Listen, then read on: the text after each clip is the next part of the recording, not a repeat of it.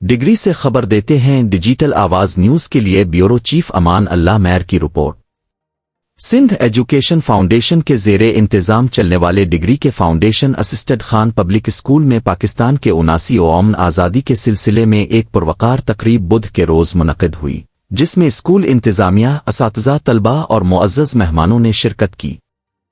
تقریب میں Sindh education foundation Mirpur خاص ریجن کے regional head Imam Bakhsh آریوس، district head اعجاز علی کالرو، محکمہ تعلیم کے تعلقہ ایجوکیشن آفیسر ڈگری در شالمانی سمیت دیگر معزز شخصیات نے بھرپور شرکت کی۔